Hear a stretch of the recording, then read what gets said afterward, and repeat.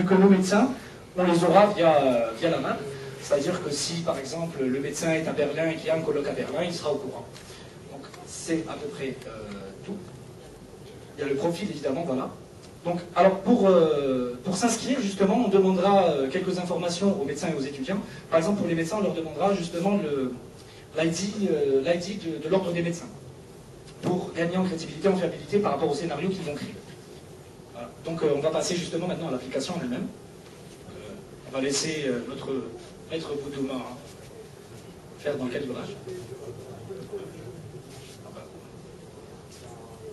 Donc bon, là ce que vous voyez, Bilal a un petit stylet infrarouge. C'est un dispositif qui coûte grand maximum 50 dinars. Il calibre l'écran, donc il touche 4 points au niveau de l'écran. Et là ce que vous voyez, enfin s'il me laisse voir en même temps, c'est la représentation 3D d'un œil. Donc on a pu faire cette modélisation 3D grâce au soutien de Clinique Saada qui ont pu nous apporter les informations nécessaires pour avoir un modèle proche de la réalité. Donc là, si je ne me trompe pas, il est en train de zoomer et dézoomer. Ouais. Et donc en haut à droite, vous avez la fiche du patient. On ne sait pas qui c'est. À droite, c'est le contexte. Plus bas, c'est la vidéo. Ça, c'est important. La modélisation 3D, on sait ce que c'est, on en a déjà vu. Mais pour que ça soit proche de la réalité, pour que l'apprenant soit conscient de ce qui peut se passer dans une réelle opération, en même temps qu'il essaye d'effectuer l'opération dans le modèle 3D, il y a la vidéo qui tourne en bas. Et il peut l'arrêter à tout moment et la remettre en arrière pour refaire son geste. Donc on va demander à Bilal de peut-être faire une incision. Voilà. Docteur, voilà, docteur Bilal. Attention.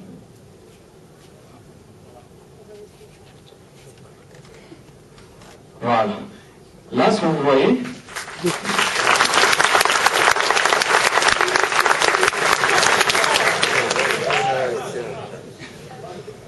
et il l'a pas tué.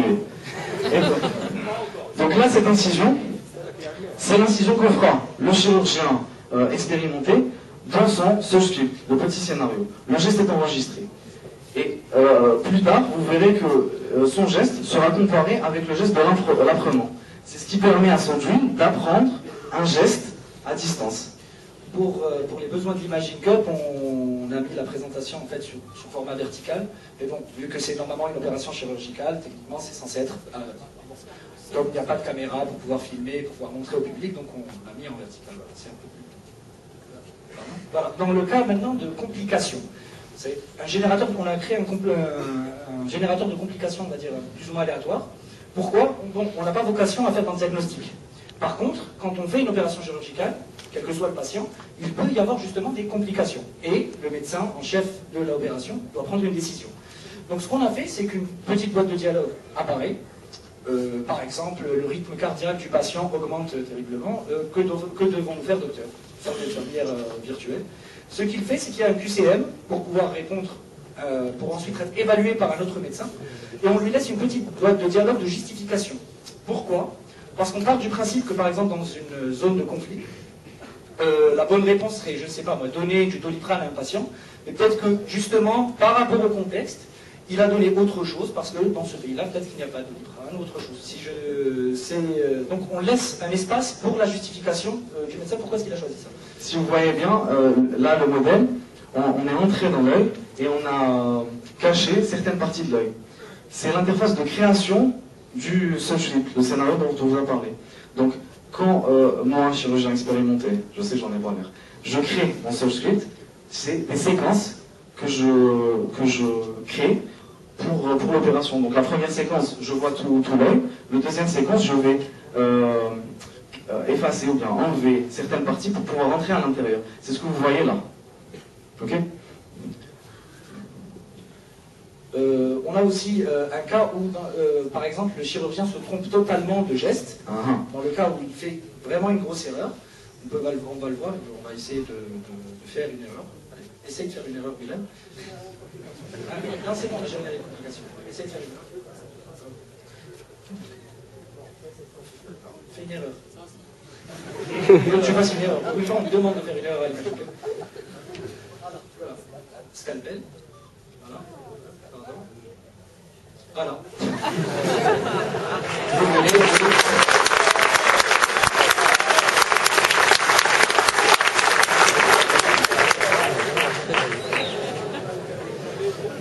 Bon, on revient ici. On parle souvent d'architecture technique, à l'Imagine Cup. Pour une fois, on a voulu faire une architecture commerciale. Alors, on va essayer d'expliquer un petit peu notre projet sur le plan purement commercial. Alors déjà, ce qu'on a ici, c'est nos clients. Alors nos clients, c'est qui? C'est les étudiants, c'est les chirurgiens, c'est aussi les universités, départements de médecine et autres hôpitaux, CHU. Donc, ce qu'on a maintenant ici, c'est la valeur ajoutée. La valeur ajoutée de notre produit. Alors, Surgery, sa valeur ajoutée, c'est déjà qu'il est low cost. En fait, comme je vous l'ai dit au début de ma présentation, un simulateur coûte 150 000 $ environ. Le nôtre, si on ne compte pas le PC et le data show, il est en dessous des 40 $. Pourquoi?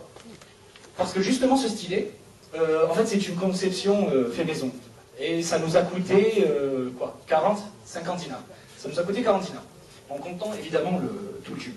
Pour ce qui est justement du projecteur infrarouge, voilà, on aurait bien voulu utiliser la Kinect, mais le SDK de la Kinect n'est pas encore opérationnel. Et je dis ça en tant que commercial, hein, vous allez leur demander. Je ne suis pas informaticien. Donc, alors, on continue. Donc, alors, nos canaux de distribution. Alors, on a pensé à éventuellement un CD, tout simplement, du style un CD où on peut acheter le logiciel pour le offline. On peut le télécharger via Internet. On peut télécharger une mise à jour via Internet. On a l'application mobile.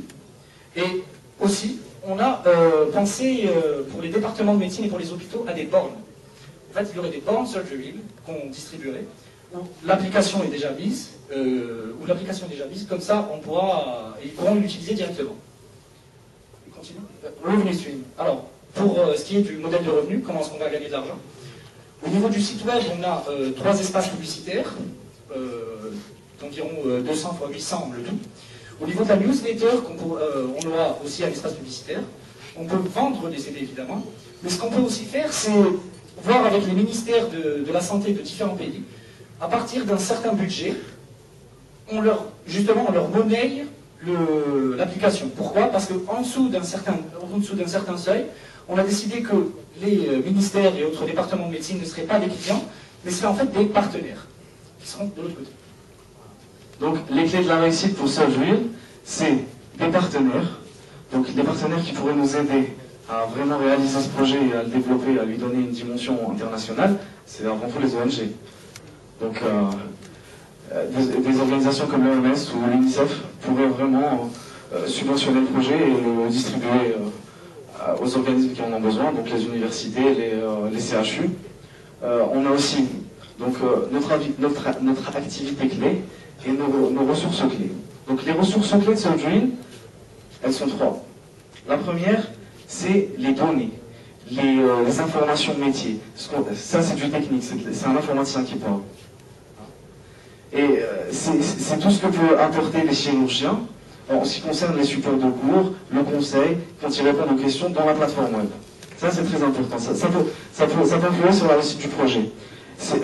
Deuxièmement, c'est la modélisation 3D. Il faut que la modélisation 3D soit très proche de la réalité, comme vous avez vu voir tout à l'heure. Et troisièmement, c'est les identifiants des médecins. Donc chaque médecin a un identifiant au niveau de l'ordre des médecins national, si je ne me trompe pas. Donc ça nous aidera à vérifier que l'identité de chaque utilisateur. Après, au niveau des coûts, vous avez vu que ce n'était pas énorme. Okay. Donc là, vous pouvez voir que l'OMS soutient complètement cette dynamique. Donc le docteur Margaret Chan, directrice de l'OMS, nous pousse à réformer la formation des médecins et trouve que c'est une initiative vitale. Donc on n'est pas les seuls à penser ça.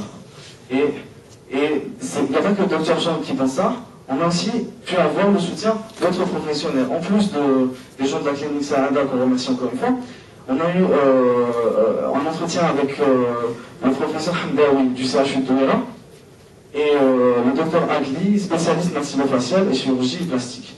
Donc, on a le soutien de ces gens-là. Donc, on n'est pas qu'une bande d'étudiants qui lancent un projet. Et, donc, pour résumer, Surgery, c'est une formation d'un nouveau genre. C'est une technologie de pointe à bas prix. C'est plus d'opérations de routine réussies. Et c'est le soutien des professionnels.